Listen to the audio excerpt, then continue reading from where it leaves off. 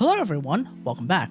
So, today we're going to be diving into DPS Shillidan, because as we know, even though Shillidan is a great support character, if you decide to play a team with less than 2 FEC characters, you end up with DPS Shillidan instead. Now, she might not be the hardest hitting DPS character in the game, but I feel like there's something really nice about her, which is how tanky and straightforward she really is, so let's get into it. But first, don't forget to subscribe. Did you know that 92% of y'all haven't subscribed yet? So if you do end up making YouTubers wake up and have really warm fuzzy feelings about themselves. You like that, right? You like having people feel good about themselves, right? Yeah, maybe you should do that. So if you hit that button and you ring that notification bell, well, then you'll be notified of the latest and greatest videos. Now, without further ado, let's get into it. Quiet now. Game's up. Fun's over. Strike is one. Bring it.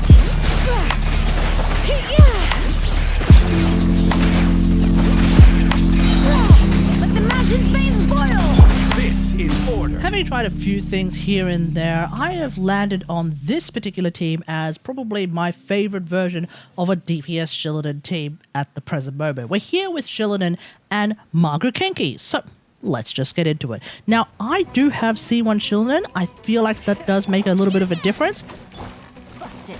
and we'll talk about Constellations a little bit later. Flex up. And step. Strike is one.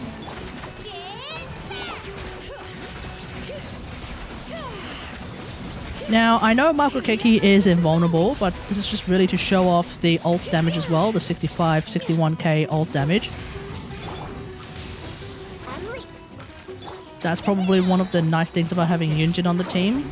Here comes She can parry, and she can parry a lot, flag fly. and like take no damage.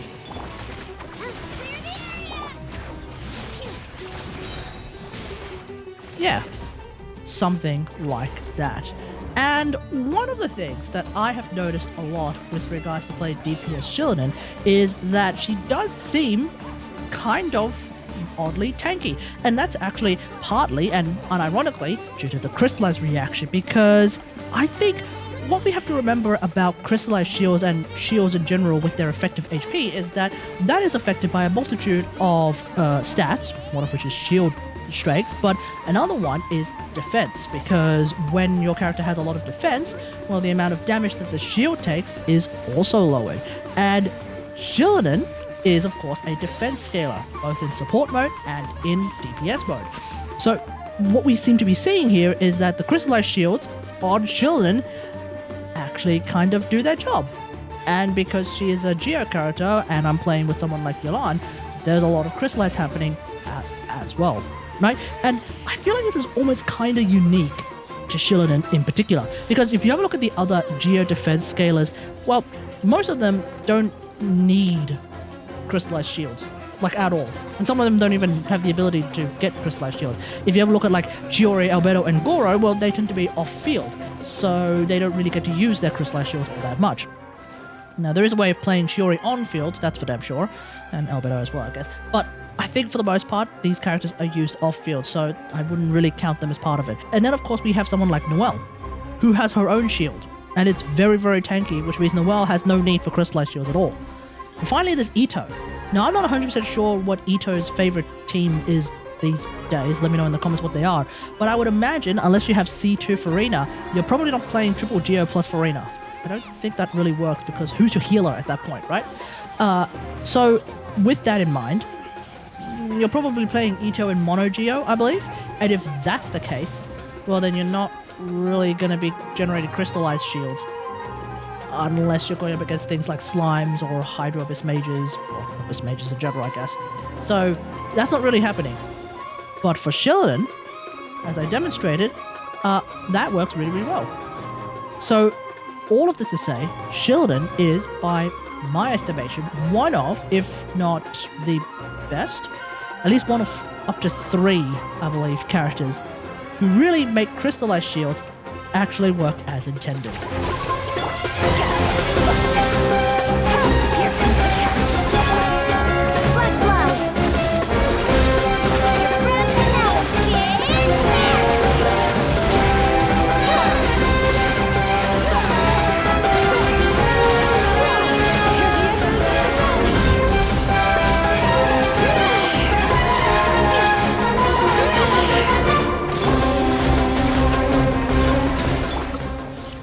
I just want to quickly go through the team setup as well, just so that we have an idea of how I've built a team around Shielded. So with my C1 Yelan, I've run an energy recharge Sand in order to keep her ult up and be really, really reliable with that. And of course, Yelan is Yelan. She boosts Shielded's damage.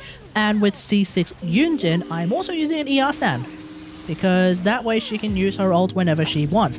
Plus, whenever I use Yunjin's skill, that actually boosts Yunjin's defense via the new craftable spear. And that, of course, will be a massive boost to Shielded's normal attacks. And finally, I have C2 Kachina, who is, of course, built using the Scroll of the Hero of the Cinder City artifact set and Favsh. And I've kind of gone for a DPS build because there's really no other kind of build worth going for. So I might as well try and make her do the best she can at the present moment. And by using the Scroll set, well, she's buffing Shielded's normal attacks in such a way that it's kind of also buffing the boost that Yunjin is giving to Shielded's normal attacks. So that, of course, turns out to be really, really good. You don't have to always use these characters. There are some alternatives. Kachina could be swapped in with someone like Chiori or Albedo for even more off-field geo damage. You do kind of lose out on scroll buffs though. Or you could potentially use someone like Zhongli or Goro for even more comfort. I have noticed that my C4 Goro plus the scroll set does end up having a similar buffing capability as my Kachina with the scroll set. So that's something to keep in mind. That being said though, I kind of prefer running Kachina anyway because at least she does a little bit of damage, whereas Goro doesn't really heal that much in my experience, so I don't think he's worth it at that present moment. Yelan, on the other hand, is a little bit harder to replace. Maybe when Mavuika shows up, she'll be a lot easier to replace, but until then, Yelan is there not only to be an off-field character that can allow me to crystallize, but also can give me buffs. Fischl or Miko can be really decent options as well if you don't happen to have someone like Yelan. At the moment, I don't really recommend Furina, because otherwise, who's your healer? You may be able to do it with Baizhu. It's not entirely the worst idea I've heard, so maybe that's something to consider. Here comes the catch. Unleash! Like a legend!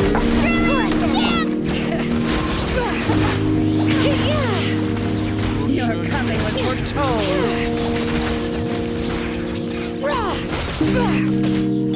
Busted! You're sad. You deserve that. Your sacrifice is ready. Let her rip! Observe your grand finale! Get back!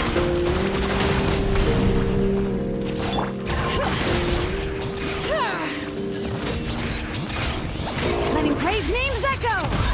Now, it turns out that building Shielded ended up being a little bit more nuanced than I expected, so if you want to build her for DPS, these are the things I think you should keep an eye on.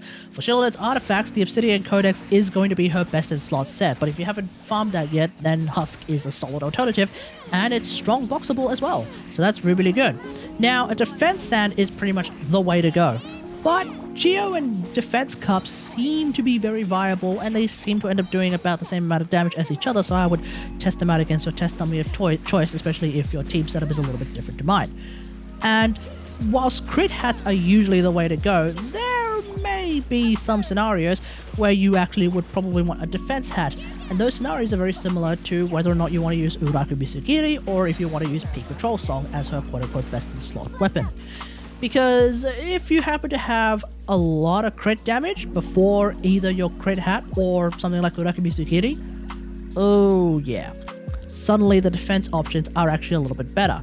Here is a side-by-side that I recorded a little bit earlier, and as you can see, because I'm using a crit damage hat in these builds, yeah, their damage is actually very, very similar. This is when I'm using a crit damage hat. My normal build, as I was using in my demonstration, was using a crit rate hat. So at that point, Uraku Misugiri does end up with noticeably higher shield and personal damage than using something like Peak Patrol Song. Either way though, if you don't have something like Uraku Misugiri, you don't have to go for Uraku Misugiri because Peak Patrol Song is really, really good. Or if you don't have that either, then I guess other DPS 5-star weapons are absolutely perfectly fine. For 4-star options, the upcoming Calamity of the Eishu Event Sword seems pretty nice, but you're mainly using it only for its passive. The Black Sword could be pretty good too. Otherwise, it's really going to have to be the new Natlan Craftable Sword that would probably be Shielded's borderline best in slot 4-star option. And then finally, when it comes to Shillinen's constellations, they're all really good for DPS Shillinen, but the main takeaways that I think we should all keep in mind is that C1, which I have, does mean I get to stay in rollerblade mode for longer, which means I get to stay in DPS mode for longer, which means I get to do more DPS damage. So that's really, really good. C2 buffs Geode teammates, i.e. Shillinen herself, as well as, in my case, Kachina, so that's really nice as well. But depending on who your off-fielder is, you may also get some additional really, really strong buffs for them as well. And then we also have C4, where you kind of get a Yunjin style buff for 6 hits, so that's kind of nice. And then C6 actually makes her heal again, so you can actually play DPS Shillinen with Farina and not have to worry about a healer because Shillinen will sort out the healing for that. So that's really, really good. Supporting fire!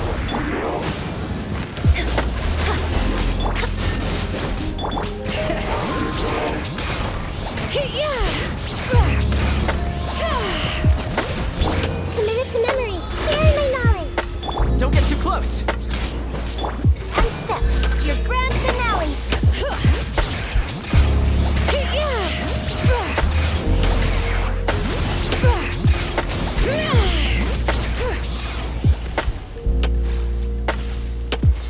Fire it up! This may turn a little. I got you covered! Unstep. Bring it.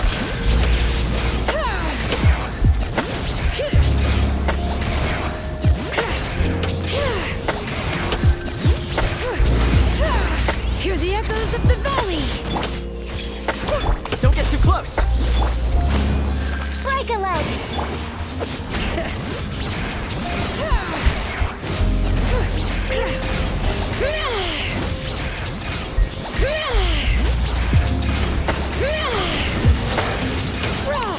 Check this out! Make yourselves at home. Observe. Here's backup! Committed to memory. This may turn a little. Observe. Your grand finale. Bring it!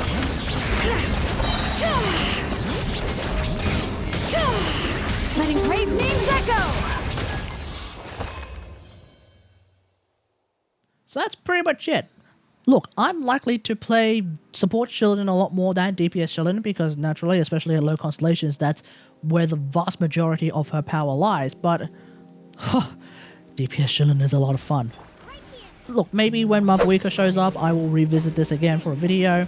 We'll just have to see. Either way, let me know what all of this in the comments below. How do you feel about DPS Shillinen? Are you a DPS Shillinen enjoyer? Let me know in the comments. And what kind of team are you using? Because probably you're using a different team to me. I know some people are playing Plunge Shillinen. That's another option right there. Anyway, hope you guys enjoyed. If you liked the video, hit that like button, subscribe for more Genshin Impact action, and I'll do next time. I'll see you guys later. Thanks for watching. Bye. Flag fly. Unstep. Strike is one. Clear the area.